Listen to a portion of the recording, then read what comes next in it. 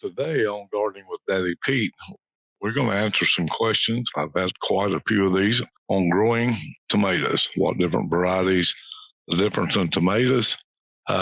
Tomatoes is probably the number one home gardener bought plant or seed. Seems like everybody wants to grow tomatoes. There's different ways to grow. There's different types of tomatoes, different kinds of tomatoes. There's three main things that you'll need to know, and we're going to talk about later on in the podcast here of growing tomato. The three main things is calcium, a consistent moisture base, and support. And we will get into that later, as I said. Now, there are two different types of tomatoes. Some people don't know this, and actually, for years, I didn't know this myself. They are determinate and indeterminate tomatoes. So what's the difference between a determinate and an indeterminate tomato? What type should you plant and what varieties? There are hundreds of different varieties of tomatoes and both categories, determinate and indeterminate. So let's go into explaining a little bit what a determinate tomato is, and then we'll talk about an indeterminate tomato. Determinate tomato plants, and a lot of times people call them bush tomatoes, they grow in a bush-like manner.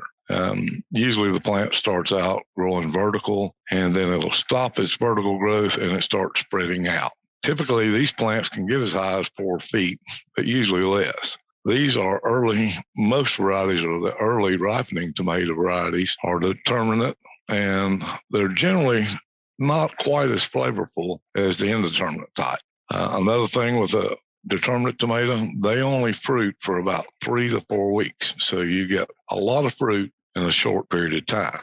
On the other hand, an indeterminate tomato is more vine-like. It can reach a height of 6+ feet, but their fruit is more flavorful. They bloom and produce fruit the whole growing season, all the way up to the first frost. So which one to plant? Sometimes it's an obvious reason. If you don't have a lot of space to plant in, maybe you're going to plant in a container gardening, then the determinate tomato would be the way to go. If you have plenty of room to plant, then you may want to try both. Some people like to yield all their fruit within 2 to 3, 4 weeks. If you're going to freeze, can, or even dehydrate some of the tomatoes, you can do this, a lot of fruit in a shorter time, which can be convenient for you. Now, on the other hand, if you like fruit, smaller amounts, but yet all the way through the season, you may want to go with the indeterminate type. Again, they do take up more room, more space, but you do have a more consistent supply of fruit during the whole season. Just to give you a couple examples of some of the determinate tomato varieties, Rudiger's, Roma, Celebrity, these are all type of determinate tomatoes. Again, these tomatoes are good for juices, sauces. Well, a lot of people use those or in cooking. They're a better type for that. Not that the others won't work, but these are known for the qualities of cooking more. And some examples of the indeterminate tomatoes are beefsteaks, Mr. Stripey's, mostly all your cherry type tomatoes, heirloom tomatoes, again, like the Mr. Stripey, the Cherokee Purple, Thurman Johnson. These types are your heirloom tomatoes. So again, if you're short on space, you might want to go with the Rudigers, the Roma, the Celebrity, the indeterminate types. If you do have plenty of space, you might want to try some of the heirlooms, the beefsteaks, or try them both. Again, if you do have space and you do like the part of having all your fruit coming in 2 to 3 weeks, plant one row, the determinate tomatoes, wait 2 weeks, and plant another row. And then you can still keep them coming in most of the season. So that's one good thing. How to plant. Now, that is the biggie. I told you at the first of the podcast that there were 3 main things that you can do to make sure you're successful in your tomatoes growing. And those 3 things are calcium, a consistent moisture, and support. Now, when I'm planting a tomato myself, whether it be in a raised bed, whether it be in in the garden, in the ground, or even in a pot. What I like to do is when I'm making my space, I like to take the existing soil or the potting mix that you're using. If you're not using our Daddy Pete's potting mix and you're using another brand, a peat-based brand or whatever, then I would suggest that you buy a bag or what it takes to make sure. I don't know what your planting size will be. If it's going to be, you're going to plant 3 tomato plants or 36.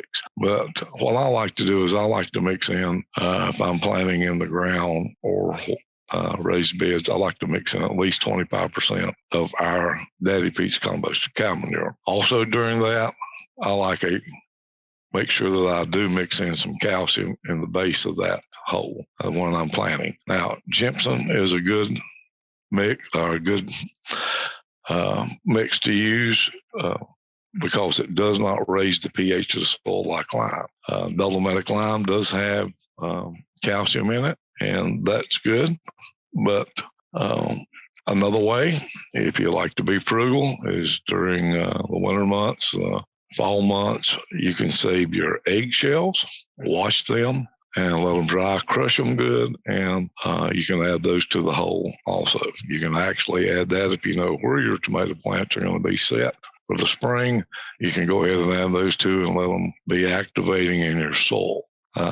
So if you're frugal, that's a good way to get calcium. Eggshells is a good way of calcium. So in the organic gardening realm, I would either go with gypsum or using the eggshells. I think that's a great way of doing that. One other thing you want to do with tomatoes and the planting, after you get done, you want to make sure that you do pull off the first couple sets of limbs or bracts, as we call them, and set those out and mulch. I prefer straw in mulching the plants, and the reason we do this is you want a tomato loves to have its moisture the same all the way through. A tomato plant that dries out, gets too wet, dries out, gets too wet, usually will produce a sour, a small, an odd-shaped fruit. Not what you would want to put on your sandwich, but keep that moisture even. And by doing that, with straw, you keep a good mulching effect. That keeps the temperature of the ground just about the same, the moisture about the same. And one other thing, never overhead water a tomato plant. That's the way that disease spreads from the splashing up of soils. And that will be the first and easiest way that you can spread disease on a tomato plant. And with mulching, you tend to stop that during the rain. But when you water at the base, the bottom, the ground level of your tomato plant. Soaker hoses are recommended if you're going to do many. That works well. So just to give you a little hint there, if you want to have a disease-free tomato, that's the way to go there. Now, let's talk about support. Tomatoes do vine out, spraggle out, grow up, and the fruit would be getting on the ground. Then the water would be hitting. Is a place for insects to get a hold of, for disease to hit. So we want to make sure that those tomato vines are up off the ground. One good way to do that is you can buy the cages that they have now and make sure that you do keep those bottom bracts pruned off. Now, pruning with determinate tomatoes are not near as important as it is pruning your indeterminate tomatoes. That way, because you're going to have a longer growing season, this way that you want to make sure that you get the optimum amount of tomatoes that you can get out of those. And that's going to be for another time when we talk about pruning tomatoes. But that's one thing that you may even want to consider when you're buying determinate and indeterminate. One's, shorter growing period, fruit comes in, no pruning, a little less work.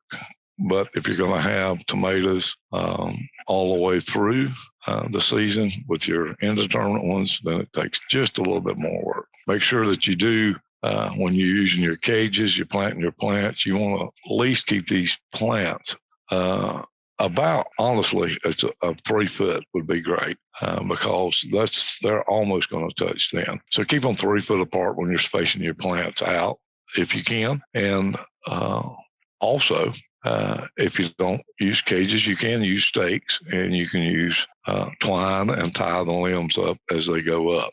But these are three things that make sure that you will have a tomato that's grown full size, that doesn't have blossom end rot on the bottom. Calcium helps that, and even moisture. Those two things discourage blossom end rot and also assures you have a healthy plant. Now, feeding tomatoes, they are heavy feeders. So when you start out, you need to use just a little starter fertilizer or some type solution, side dress the plant. Now, when they start putting out the first cluster of tomatoes within a week or so, you'll also want to side dress with some fertilizer again, whether it be an organic fertilizer or if you're using the regular chemical fertilizer. Do not over fertilize these plants, because too much nitrogen will cause for a sour type tomato, and it will become a little more watery. So make sure that you do that. Hopefully these have given you some ideas on helping you grow some killer tomatoes. We would love to hear your questions. You can go to our website at daddypete's.com. You look on the front page and you have our Gardening with Daddy Pete. You can subscribe to our podcast. Also, if you look right below there, you can click here to send us your questions. If you look there, we'd love to hear from you. And while you're on the page, if you like to, look around, check about who we are, look at our products, where to buy our products. Again, we do have a dealer locator on our website. So, and again, contact us with any questions you got. We'd love to hear from you. And we'll be tuning in next time. We'll probably be talking about raised beds. So good day to everyone, and happy gardening.